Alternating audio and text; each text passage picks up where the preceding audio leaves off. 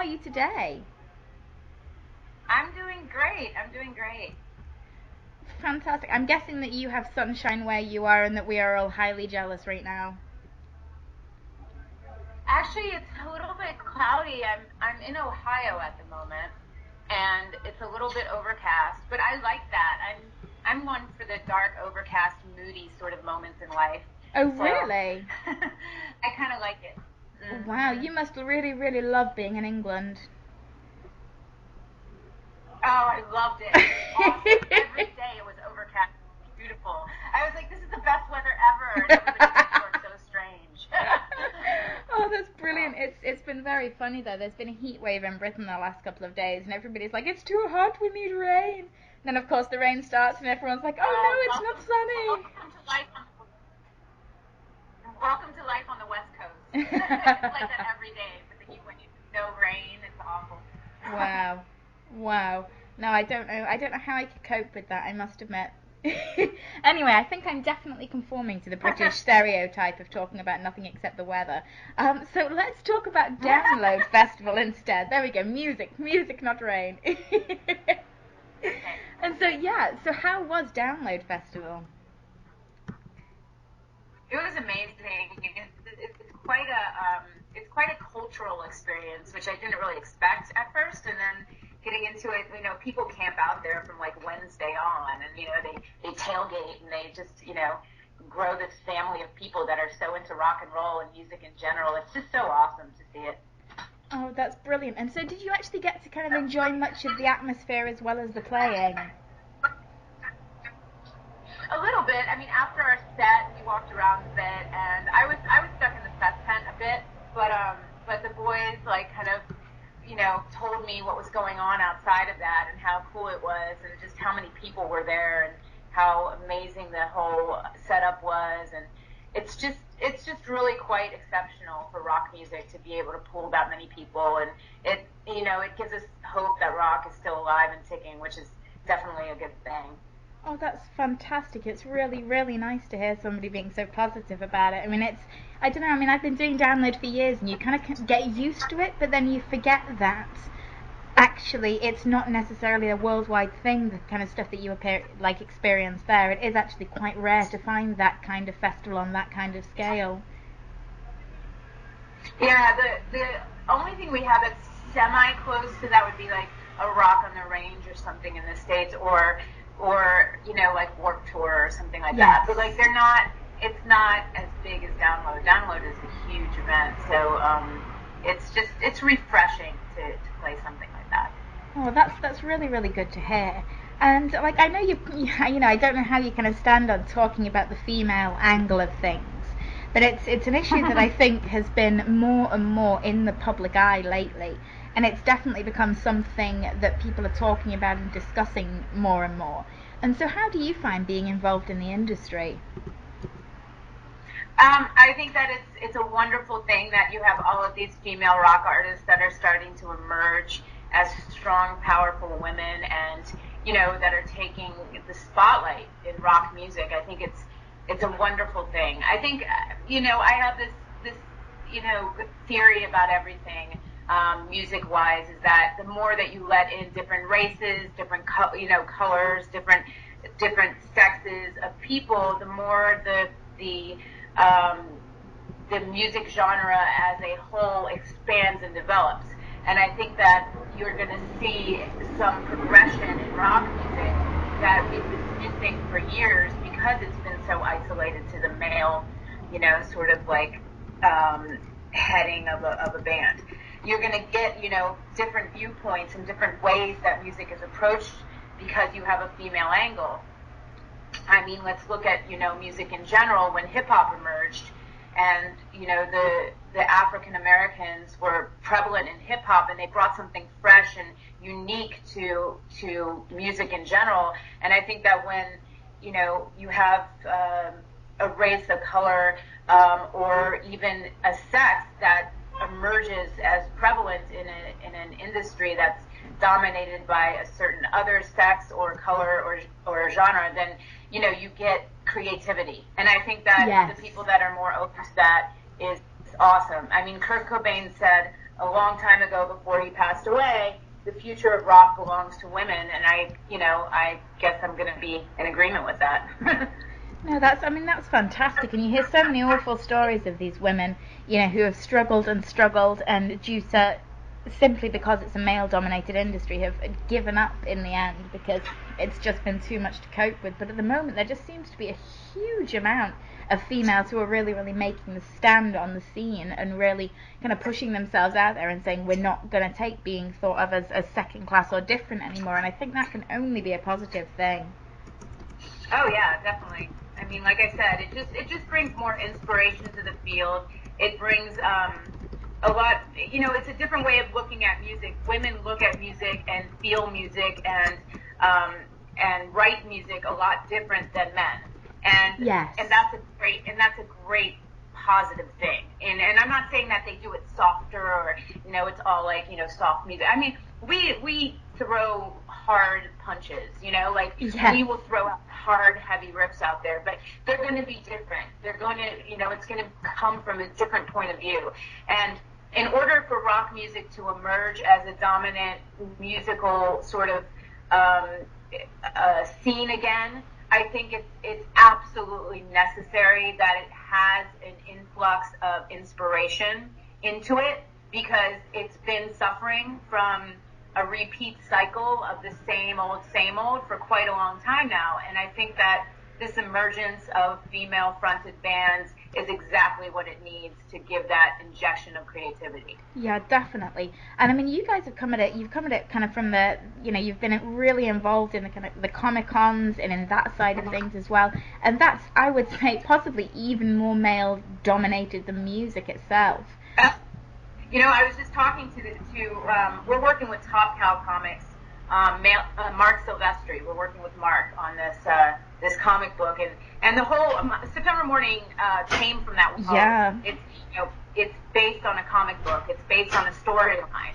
The music was a development out of the storyline. So it wasn't something that was reverse engineered where we're making a comic book for a band. The band came from the story. And the story started with Mark Silvestri and I. And Mark is a huge creator of female-fronted comic books that are strong, intelligent, kick-ass women that really, that are dominant in his books. The Witchblade, Aphrodite 9, Angelus, Magdalena. I mean, I could name a whole bunch of them. But if you look them up, they're all these female-fronted, beautiful, strong, yes. intelligent, kick-ass women. And so the reason why I wanted to partner up with him is because he knew how to approach a female-fronted character story like that, with that empowerment issue.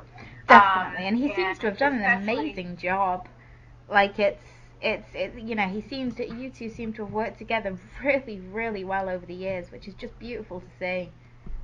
Oh yeah, he's the he really understands women, it's like, and he understands their strengths and their weaknesses, and and highlighting both of them, and really developing a character based on that. And I think September, I don't know how much you know about the character, but I can explain the story if you want me to.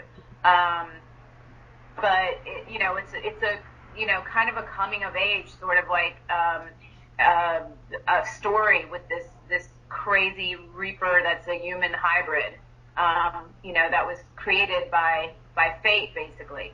And the story itself is just, it's very powerful. Definitely, and it seems to have had, I mean, everybody that you seem to have been involved with over the years seems to be a huge character on their own as well as with working with you. But everybody you seem to be involved with is a strong personality and somebody who is not afraid to be assertive.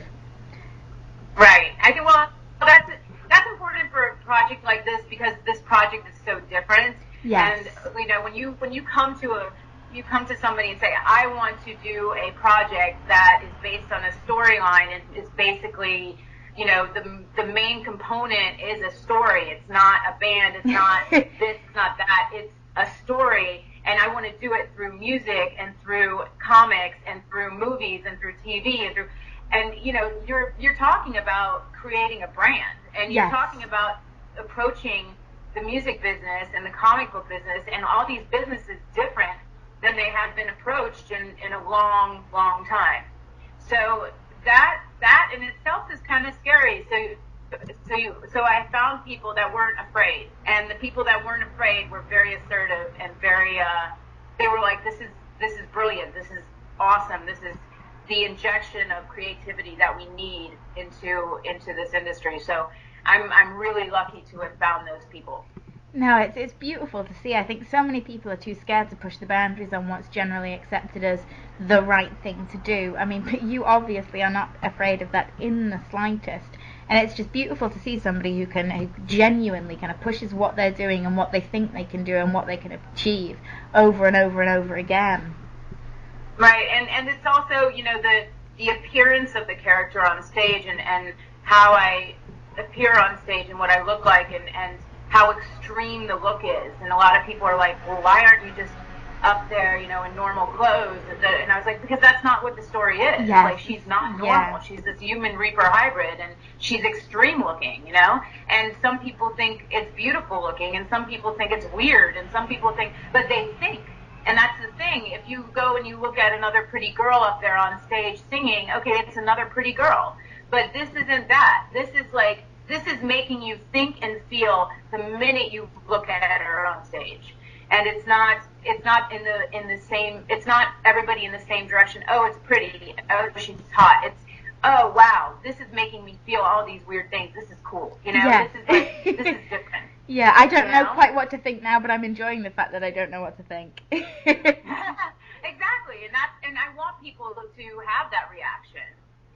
Because the more art is all about being subjective to the listener or to the viewer or to whatever. And it's all about creating emotion and creating some sort of, feeling within the person that's viewing it or within the person that's listening to it or what have you.